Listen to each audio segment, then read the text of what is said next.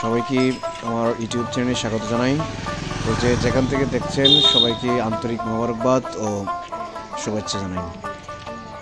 হযরত শাহ ইরানী রহমতুল্লাহ আলাইহির পবিত্র মাজার শরীফ জিয়ারতে এসে আপনাদেরকে হযরত শাহ ইরানী রহমতুল্লাহ আলাইহির কিছু ইতিহাস আপনাদেরকে সামনে তুলে ধরব।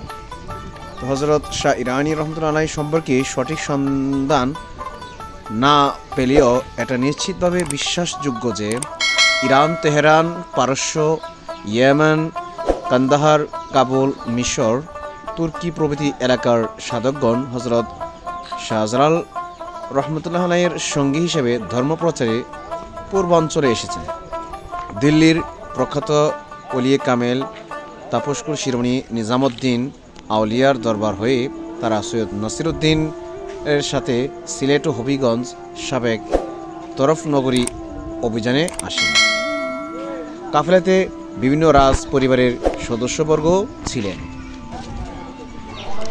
ইতিহাস থেকে প্রাপ্ত তথ্যে জানা যায় যে ধর্মপ্রচারের নেশা ও মুসলমানদেরকে অত্যাচারী রাজাদের হাত থেকে রক্ষা করার জন্য তারা জিহাদ ঘোষণা করেছিলেন। আর এই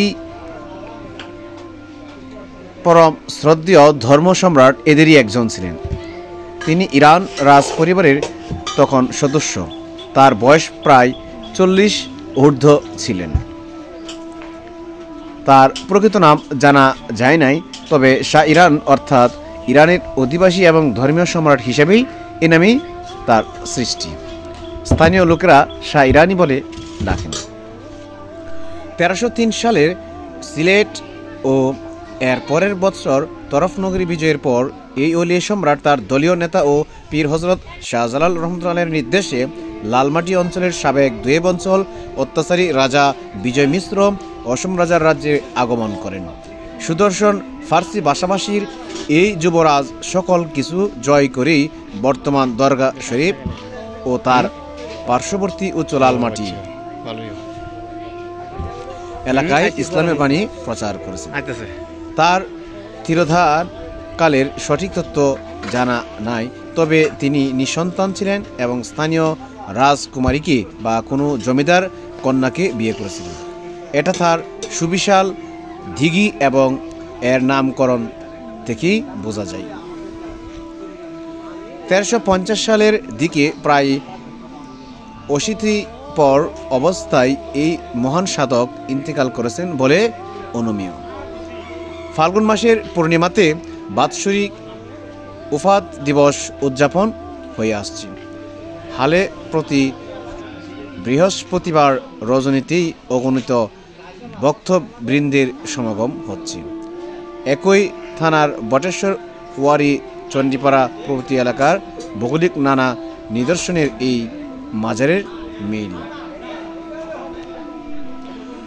অর্থাৎ ওই সকল এলাকার অত্যাচারী রাজাদের বিরুদ্ধে তিনি যুদ্ধ করেছেন এবং তিনি ধর্মপ্রচার করেছেন, এটাই ধারণা।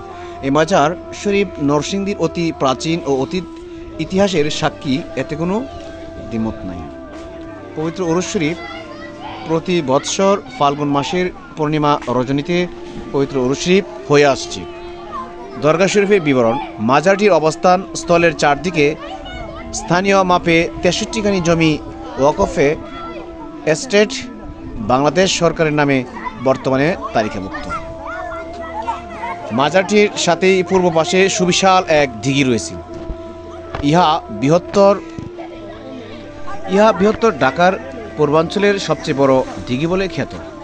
ইহা 1978 কিংবা 79 সালে পুনরায় খনন করা হয়। এই দিঘির রয়েছে বিভিন্ন অলৌকিক ঘটনাবলী, যেমন ধর্মপুরুষ ছিলেন একজন আধ্যাত্মিক ব্যক্তিত্ব। ইহা তৎকালীন সময়ে হিন্দু সম্প্রদায়গণও জ্ঞাত ছিলেন। রাম নারায়ণ নামক এক জমিদার ছিলেন বর্তমান রামপুর গ্রামে এবং তার ছিলেন এক ছেলে। ছেলেটির অবস্থা মুঘল সম্রাট বাবর ও হুমায়ুনের মতোই হয়েছিল। অসুস্থ ছেলেকে সুস্থ করে দেওয়ার পর রাজা তার লোকবল দিয়ে এখানে খনন করিয়ে দিয়েছিলেন এই ঐতিহাসিক দিঘি, এবং তিনি ইসলাম গ্রহণ করেন ও তার একমাত্র কন্যা মহারানীকে উনার সাথে দেন। ঘটনাটি অনেকাংশে অনুমান করা যায় দিঘিটির অতীতকালের রেকর্ড থেকে। সিএস রেকর্ডে এটাকে মহারানীর দিঘি বলে আখ্যায়িত করা হয়েছে। এই ধর্মপ্রাণ পীর সাহেব ওলিয়ে কামেল ধর্মসম্রাট এর নাম সঠিক জানা যায়নি, তবে উনি ইরানের অধিবাসী ছিলেন এমন কিছু তথ্যাদি পাওয়া গিয়েছে। তাছাড়া ধর্মীয় নেতাদেরকে শাহ নামে অভিহিত করা হয়ে থাকে। সেহেতু ইরান এর সাথে শাহ সংযুক্ত হয়ে শাহ ইরান করা হয়েছে। স্থানীয় জনগণ শাহ ইরানি বলে থাকে। এর কারণ তার স্ত্রী যেহেতু রানী ছিলেন তাই শাহ রানী। মাজারটিতে রয়েছে পাশাপাশি দুটি কবর। জনগণ এই দুটোকে স্বামী স্ত্রী হিসেবে দেখে থাকে। মাজারটির নকশা নমুনা ইত্যাদি সবই সুলতানি আমলের। প্রত্নতত্ত্ববিদগণের ধারণা এটি 5 থেকে 600 বৎসরের পূর্বেকার স্থাপত্য।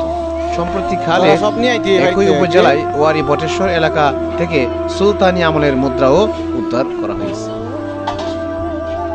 তো আমরা এখন চলে আসলাম মন্ত্রণালয়ের দরগার যে লঙ্গরখানা, যেখানে পাক শাক করা হয়।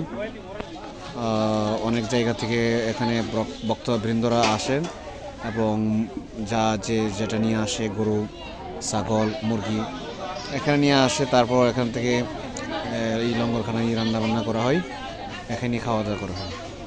তো আমরা এখানে আসছি এই লঙ্গরখানায়, যেটা পারে নিয়ে আসছে। তো এখানে রান্নাবান্না করার পর খাওয়া দাওয়া করে আবার চলে আসবে। তো আপনারা এই ছিল আজকের এই ভিডিওতে। তো সবাইকে ধন্যবাদ জানিয়ে এখানেই শেষ করলাম। ধন্যবাদ।